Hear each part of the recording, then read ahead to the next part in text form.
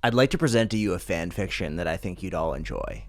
What if Jar Jar Binks was a Sith Lord? Our story begins on Naboo, long before Jar Jar meets Obi-Wan Kenobi and Qui-Gon Jinn. Jar Jar can't do anything right. He has no friends and wants to be a great Gungan warrior, but he's incompetent and clumsy. He gets discharged from the military after slipping on a banana peel and knocking over a pile of cannonballs, and his commander tells him he shouldn't even return home. "Yusa parents gonna be embarrassed if you come back.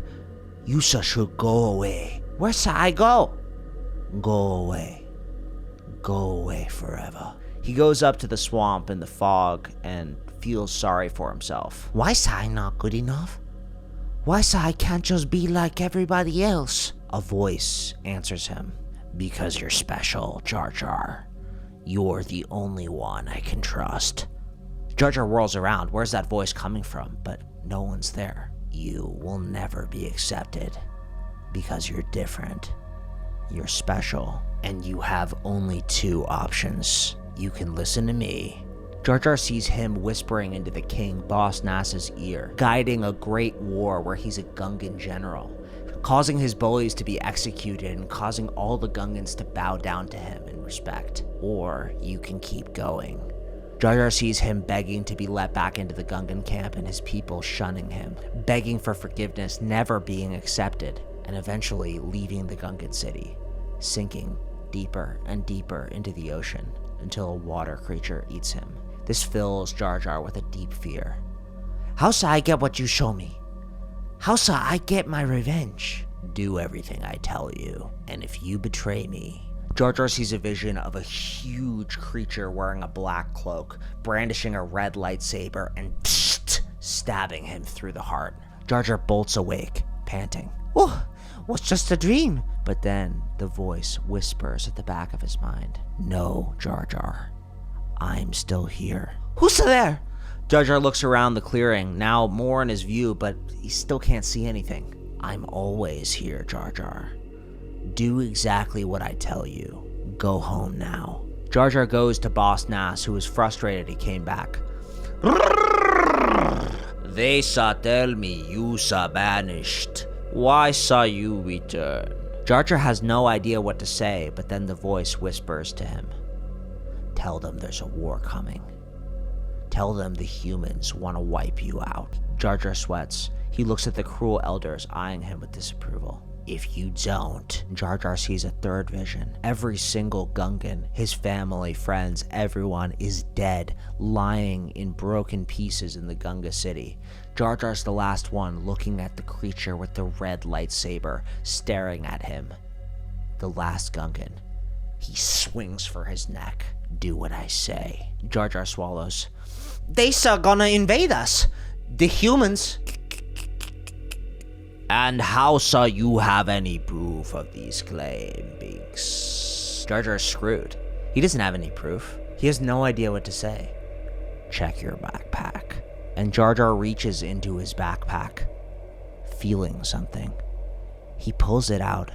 Jar Jar gasps, revealing a severed Gungan head with its eyes stuffed like taxidermy. The Gungans are horrified, gasping and whispering to each other. Boss Nass tells the Gungans to prepare for war and asks Jar Jar to be an advisor on his new war council. By day, the voice guides Jar Jar to cause discord and fear among the Gungans, making them hate the humans and feel like they're not good enough. They used to have parties in Gunga City. Not anymore. It's all about war and pain. Jar Jar poisons the best Famba creatures, the massive creatures that hold shields in war, and leaves his bullies sling at the crime scene, causing them to execute him. As soon as the bully dies, Jar Jar feels more power pulsing within him. Jar Jar doesn't want to do these things, but the voice tells him if he doesn't, he'll tell all the Gungans that he lied and the Gungans will execute him. At night, the voice trains Jar Jar in the dark side of the Force. It goads Jar Jar to feel the fear of getting caught, the pain of everybody abandoning him again, the anger against the Gungans for not accepting him, and the hatred against the Gungans, the Republic, the Jedi, and the entire galaxy for making him so lonely, the loneliest creature in the galaxy. This loneliness makes him accelerate in his training, already gaining passion and power within the dark side that the voice is even surprised by. And briefly, he has visions of the glory he could attain if he keeps this training up for a few years, ruling over the Gungans with an iron fist.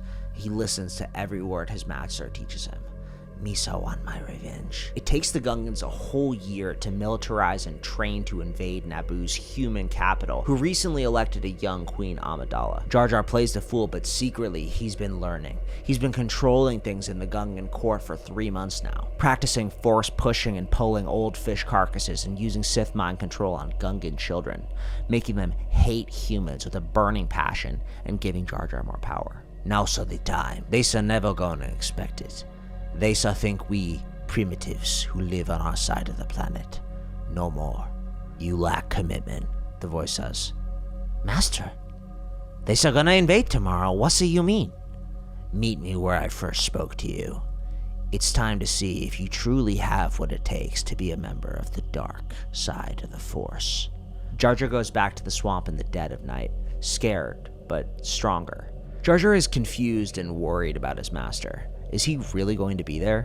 What does a Sith Lord look like? He's standing there in the middle of the mist, waiting for him. Kneel, the voice says to him in his mind, and Jar Jar is forced to his knees by a powerful force push. This is the true power of the dark side. This is the true power he needs to get his revenge. The Sith Lord's red lightsaber comes out inches from Jar Jar's shoulder. He could kill him or knight him as his new apprentice. Jar Jar doesn't know, but he's totally, completely vulnerable. Misa ready, master. Misa do whatever you say. The Sith Lord doesn't say anything for a while. I was arrogant. I thought I could strike him at the heart of the plan before it began, but it's too late. He must become Chancellor now. And now all I have to do is clean up a few loose ends. Jar Jar blinks. Master? The voice laughs, chuckling, a dark chuckle. I'm not a master. Not yet. Wasa, Misa confused. Yousa training me in the dark side, are you? It would have been so perfect if the war between Gungans and humans happened. But, oh well.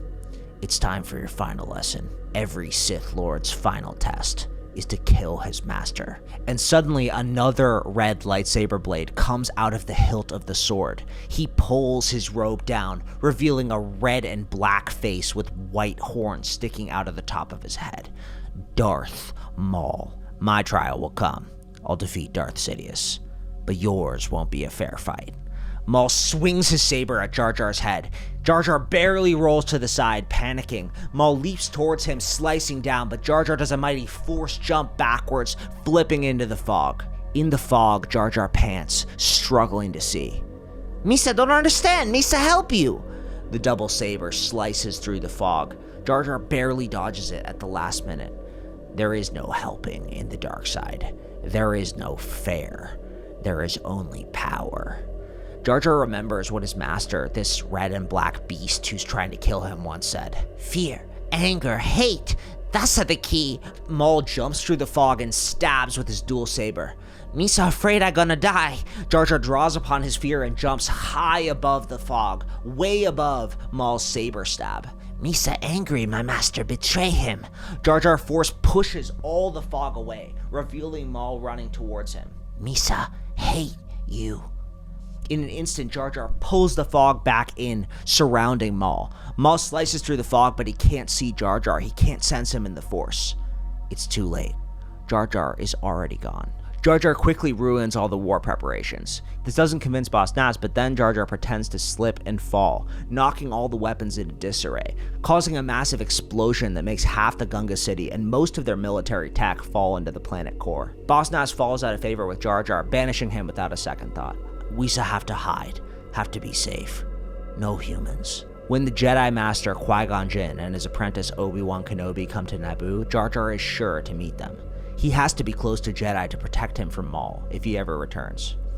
Jar Jar knows enough to keep himself safe from their Force detection, to follow them on their journey. To make sure that they don't suspect him, he plays up his fool character even more, convincing even the Jedi Master that he's nothing but a bumbling idiot, obsessed with food and licking things with his tongue. When they arrive on Coruscant, Obi-Wan taps his saber.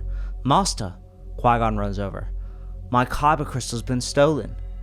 The kyber crystals are the crystals that cause lightsabers to light, the most important part. A crystal deeply connected to the Force. And it's gone. Must have been a thief on Tatooine. Maybe the boy stole it. Qui-Gon smiles. Good thing the Jedi Temple has a mountain of extras. He puts an arm around Obi-Wan's shoulder. You worry too much, my young apprentice. And they walk into the other room of Palpatine's palace. Above them, Jar Jar watches them hanging onto the ceiling, narrowing his eyes, which are starting to turn yellow. The new Chancellor is elected. Jar Jar remembers that Maul didn't want that to happen. He's constantly on the lookout about how to defeat Maul, sneaking into the Jedi Temple's library and reading knowledge about the dark side. He learns that a Sith of Maul's caliber shouldn't be able to find him. Not anymore. Jar Jar has become a master of stealth, drawing upon his fear to make sure that nobody knows he can use the Force. He learned there are always two Sith, master and apprentice. With the new Chancellor Palpatine calling for more military spending in the Senate and concentrating power, it wasn't difficult for Jar Jar to see. He considered talking to him, but he knew. Sith always betray each other. In the end, Jar Jar didn't need to be worried. Qui-Gon Jinn's Padawan Obi-Wan Kenobi ended up killing Maul. He didn't know that every night when Obi-Wan slept, Jar Jar planted the seeds for Maul's defeat in Obi-Wan's head. He waves his hand over his face. Maulsa favor the saber edges too much. Yusa can slice along the saber horizontally. Don't slice the saber in half. Slice him in half. He represented Naboo in the Senate on behalf of Boss Nass and Queen Amidala for his bravery fighting against the battle droids. Secretly, it was easy for Jar Jar to destroy their army using the Force, disguised as clumsiness. Maul taught him more than he thought, and the Sith holocrons Jar Jar stole from the library of the Jedi taught him even more. After the war started and Anakin turned into Darth Vader, Jar Jar went into hiding. Being a clown on the streets of the human city in Naboo, using his clumsiness to entertain children. He was a Sith master at this point, but no one knew. Misa no trust anyone. The dark side all Misa need. When Darth Sidious and the Empire fell, Jar Jar stood on a rooftop on Naboo, watching a Star Destroyer fall to pieces. Below, people cheer. The dark side's gone! The Jedi have returned! Jar Jar didn't move. Then, slowly, Jar Jar unveils his red lightsaber. One he created bleeding all of his pain and hatred for Maul, Anakin, Sidious, the Jedi, and everyone who abandoned him into Obi-Wan's stolen kyber crystal. Misa glad Misa not like everybody else. His eyes glowed yellow, showing true power in the dark side. Jedi, die. Sith, die. But Misa? Jar Jar smiles wickedly. Misa never die. He looks out past the city into the stars, into a galaxy in chaos. A galaxy fresh for a Sith Lord to take over. And ditching his Gungan accent, in a cold, dark voice, Jar Jar whispers, "The dark side lives because of me." That's it for today's fanfiction. Let me know what you guys think about it in the comments. I'm going to be putting out a lot more fanfictions in the future in superhero, sci-fi, and fantasy universes, so let me know which Star Wars story you want to see next. Bye.